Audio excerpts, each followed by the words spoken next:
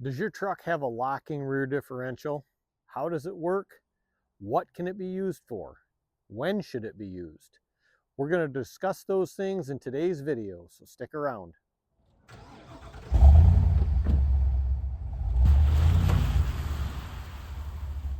Good afternoon. It is a beautiful sunny Saturday. 44 degrees, feels a lot warmer than that in the sunshine.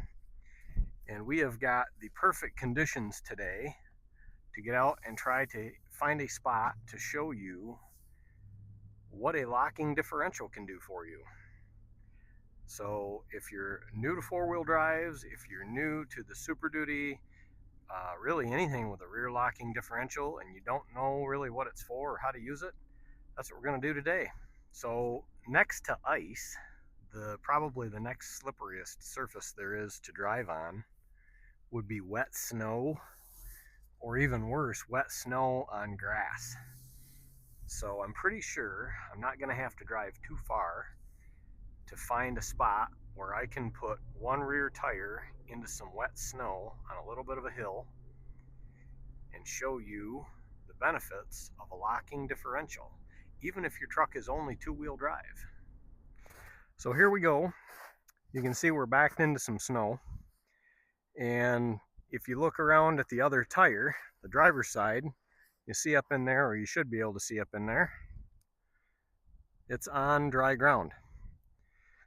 So because the truck has an electronically locking differential, sorry, it's really bright out and I don't want to wear my sunglasses, because it's got an electronic locker, it functions as a standard open differential unless it's locked. So when I get in, you're going to see that right rear tire spin.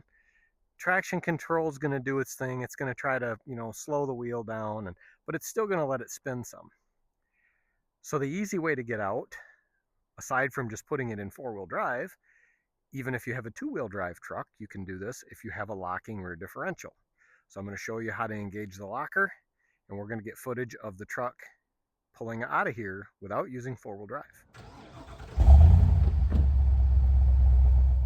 Okay, so I'm going to put the truck in drive. We're just in regular two-wheel drive right now. The diff is not currently locked. I'm at the gas. You can see right there, we just spun. I don't want to tear the lawn up, and I don't really want to shift four-wheel drive.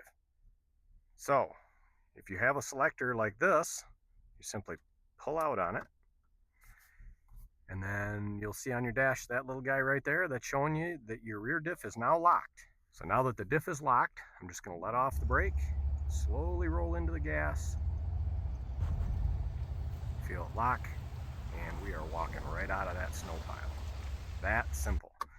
That is probably the most practical use most people are going to have for the locking differential, unless you drive off-road.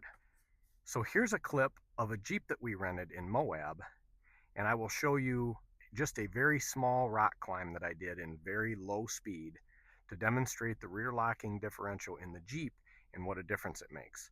So it's really primarily used off-road more than it would ever be on-road, although this application we just showed is a perfect example of where it can be beneficial to use your locking diff. It's much quicker to engage. It's very simple. The minute you pull out, you can shut it off, and as you keep rolling, it will unlock itself. So check out this clip of the Jeep, and we'll be right back.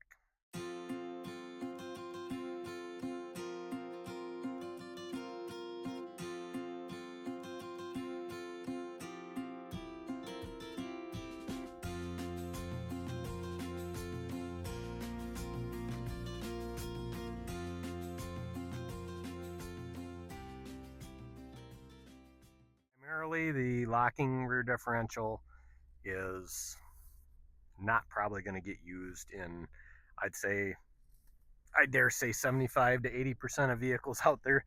Probably people never lock them. They don't even know what it does. They don't ever have a need for it. It just came on the vehicle. But that's where I've used mine several times, actually, in that exact scenario. A lot of the places I hunt, I park in ditches, even when it's dry out. You get in there and you get where the body weight's rolling one way, and when you put it in reverse, there's no weight on like the left rear or the right rear tire, depending on what side of the road you're on, and it'll spin. real quick. Lock the rear differential, back it right out, throw it in drive, unlock it, drive away, you're done. There's no waiting for, the auto hubs to lock in, for the transfer case to switch, all of that kind of stuff. So um, it's even more beneficial off-road when you get into those situations where in four-wheel drive, even if you are on uneven ground and you get that teeter-totter effect.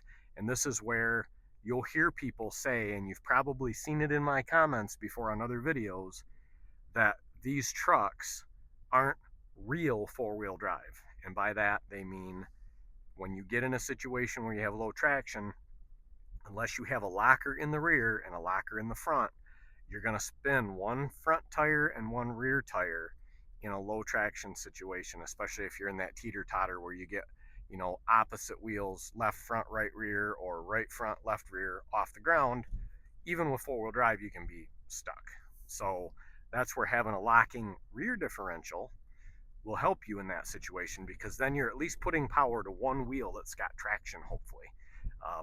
The even better scenario is you have a locking front differential, or at least a limited slip front differential that can put you some power to that front wheel that has traction. So one thing Ford does that I really like is they allow you to lock that differential in two-wheel drive, in four high, and in four low. I don't know about all manufacturers, but I do know that the Jeep we rented in Moab, you had to be in four low in order to lock the differential. So the scenario I showed you today would only apply if your vehicle allows you to lock the differential in two-wheel drive. Otherwise, you're going to be in four-wheel drive to get out of that. So that's kudos to Ford. Again, I mentioned earlier in the video, if you have a two-wheel drive F-150 or Super Duty, rather than having four-wheel drive be a turn selector and pulling out on the knob for locking your differential, your two-wheel drive truck will still have that knob and you will turn it to lock the differential or unlock it. So it's important you remember not to engage the locking differential on dry pavement. Just like four-wheel drive, you want that slip factor underneath those tires. You definitely don't want to turn on dry pavement with that diff locked. If you have locked your diff and you make a turn and you can feel it, you can tell it's still locked, even if you've turned it off and unlocked it. Sometimes they won't release right away, and in some cases I have had to back up a few feet in order to get it to disengage. So basically you want to take the load off of it.